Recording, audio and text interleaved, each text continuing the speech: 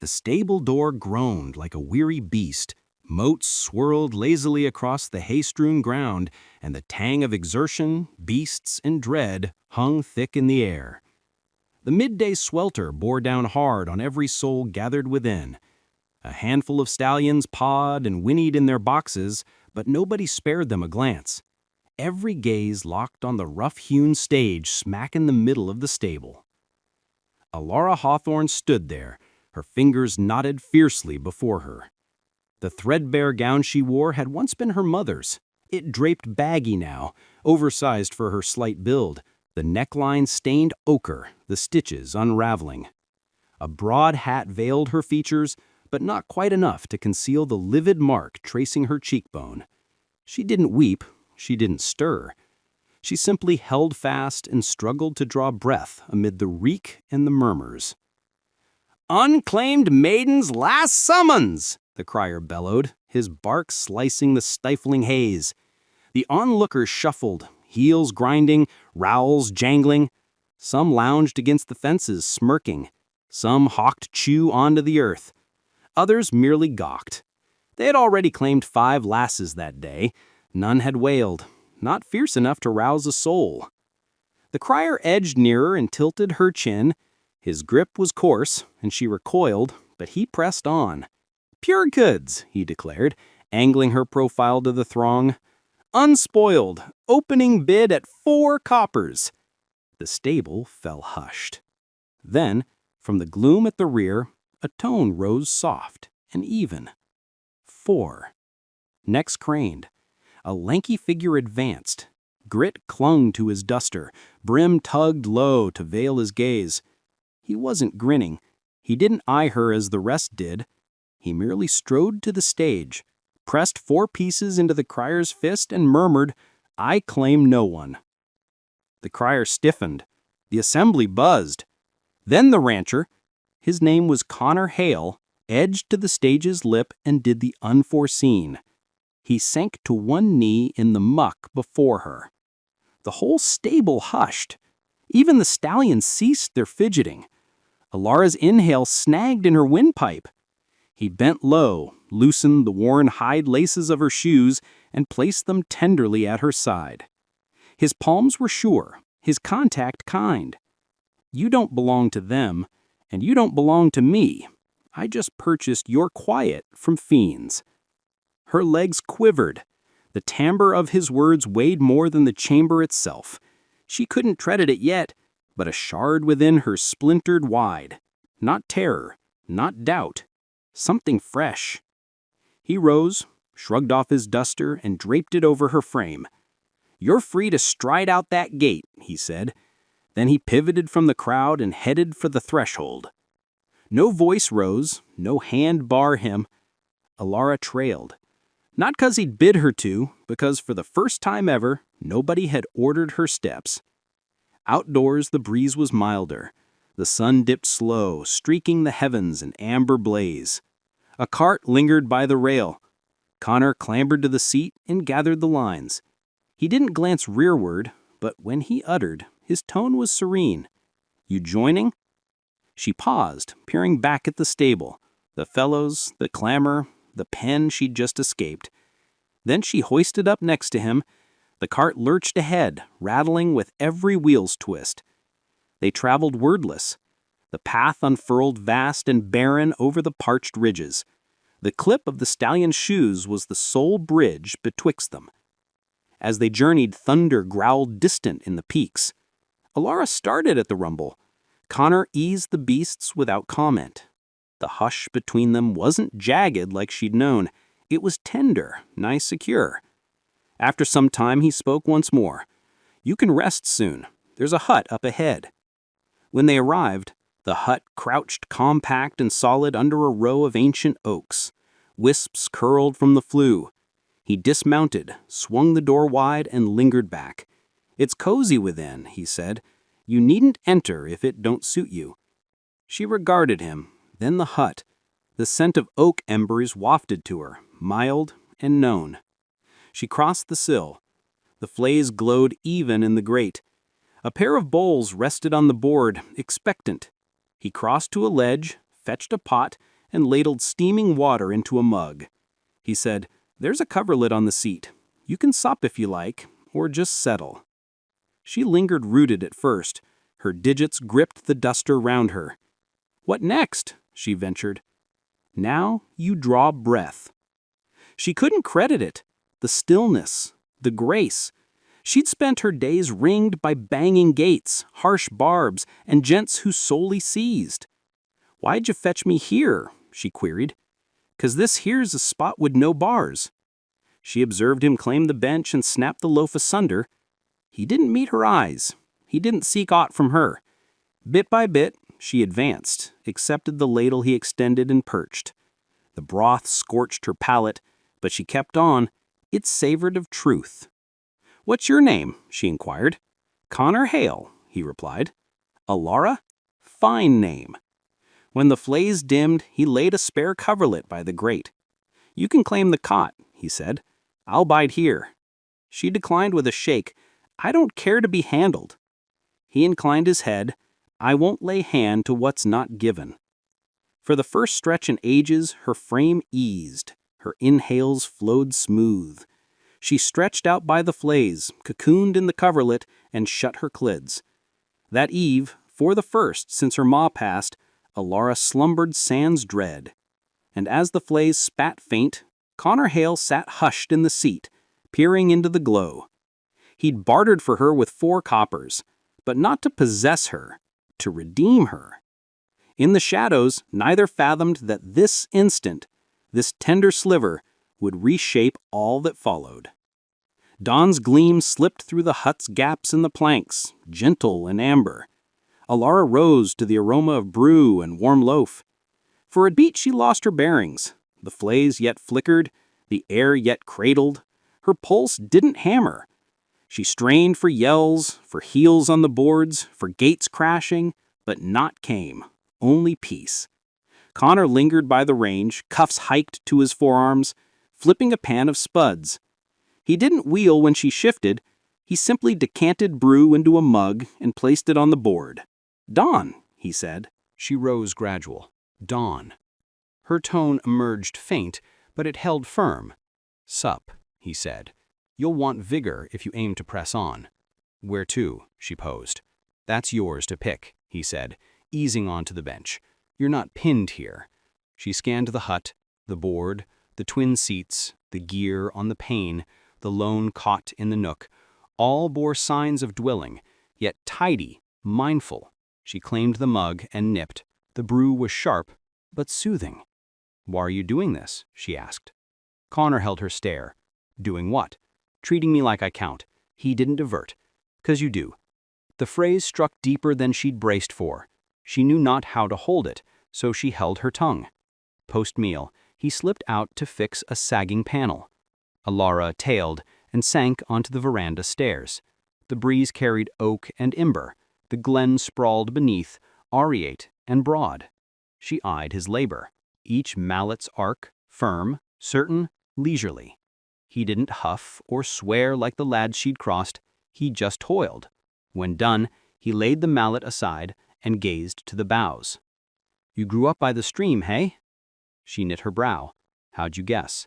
"Your lilt," he said, "and your palms. You've tilled soil afore." She glanced down. The hide was chafed and ruddy at the joints, the nails clipped and ragged. "Helped my ma," she said, "afore she went." He dipped his chin. No probes, no sorrow, just still accord. That eve, he drew forth a creased frock and laid it on a seat. "It was my kin's," he said. "You can don it if it fits. No haste." She grazed the weave. Supple, spotless, hinting of lie. It wasn't fresh, but it was tended. A knot within her yielded. That night, she watched him by the blaze, whittling a wee chunk of oak with a keen blade. The rasp of steel through the vein was even and languid. She drew near. "What are you shaping?" He quirked a faint grin. "Not sure yet." She loomed beside, limbs folded. "My ma used to stitch," she said. "Mine did too," he murmured low. For a good span, the lone noise was the blaze snapping. Then she voiced again, tone hushed. "Will you plait my locks?" He lifted his gaze. If you'd like, I will. He tugged a bench nigh the blaze. She settled. His digits wove mild through her tresses, easing the snarls with heat. No hurry, no yank, just serene palms. No one's ever handled me sans seeking a toll, she breathed. I'm not no one, he said. When through, he bound the tail with a thong of supple hide. She wheeled to face him. Why'd you kneel in that stable? He locked eyes. 'Cause the rest loomed above you. Someone had to level with you. Her breast clenched. She'd not clocked the burden she bore till then. You're not what I figured, she said. Nor you me. When she gained her feet, she didn't retreat. He didn't advance. They just occupied the shared hush. Do I owe you aught? She asked. He wagged his head. Nay, but you hold the reins on what's next. That night, she picked the cot, not 'cause bidden, but 'cause she might. Connor bided by the blaze, tacit as always. The morrow's dawn brought flurries, faint at first, then constant. Connor was afield hewing timber when Alara emerged in the loaned frock. It sagged a touch, but it shielded her true. She beheld him cleave a trunk neat in twain. He glanced up as she neared, but held his peace. I aim to lend a hand, she said. He bobbed and passed her a lesser bough. She propped it on the stump, hefted the hatchet, and heaved. The edge glanced and rang off the soil. She smarted. You needn't be perfless, he said. Just true. She essayed anew. This round the trunk sundered crisp. A wee curve graced her mouth. They always called me frail, she said. Too yielding, too slight. They misspoke, he countered. You're not shattered. You were bartered. Ain't the same. She gulped deep. None had voiced that air. By midday, they'd piled timber chest high. She daubed damp from her forehead. What do you seek from me? She asked. He set the hatchet down, pondered afore replying. Still dawns. Folks to sip brew with. Someone who don't startle at my stir. Her eyes blurred. That's all. That's all. Within, the blaze roared anew. She pared roots, while he honed his blade. After a spell, she murmured soft. Why you? He halted his whittle. Because your gaze yet held spark. She peered to the glow. You plait my locks, she said, but you don't handle me. He bobbed. That's the touch that counts, the one that lingers. She wheeled to him. How long will you linger? As long as it mends, till you quit wondering why grace don't levy a fee. The blaze danced over his faces. She sensed the damp before she stemmed it. For the first in years, it didn't sting, it mended. Afar, the flurries persisted. Afore a frail and new thing stirred to life. The flurries thawed by the third dawn. The breeze savored pure, the vault wan and yielding, as if the globe had been rinsed. Ilara framed the hut's jam, beholding the sun crest the crest. Her plate trailed lax down her spine, and the stale dread that once nested in her breast felt lesser now, muted. She yet schooled herself on inhaling sand's glancing rear. Connor was at the stack, rending trunks in his even cadence. He didn't lift his gaze at once, but when he did, his eyes kindled. No phrases required. She descended the stairs, snatched a slighter trunk, and braced it on the stump. He proffered the hatchet. She arced true, the trunk rent, and the peel rang through the glen. You're sharpening, he said. I'm loosing, she riposted. He offered a modest grin and resumed his toil. The gusts sifted the boughs, bearing oak and ember. Within the hut, a wee lad's glee pierced the calm. Liam, Connor's kinsboy, scarce 7, had dwelled with them for moons now. His kin had vanished in a gale the frost afore, and Connor had claimed him. Ilara hadn't aimed to tend him, but it bloomed unbidden. The lad clutched her hem, shadowed her round the hut, and dozed nigh her flank each dusk. That dawn she spied him perched at the board, scrawling runes in the grit with a coal shard. Dawn, Liam, she said. He peered up and beamed, shy a pair of milk teeth. Dawn, Miss Alara. She decanted him cream from the crock and perched beside. Beholding him twinged her breast in a fine manner.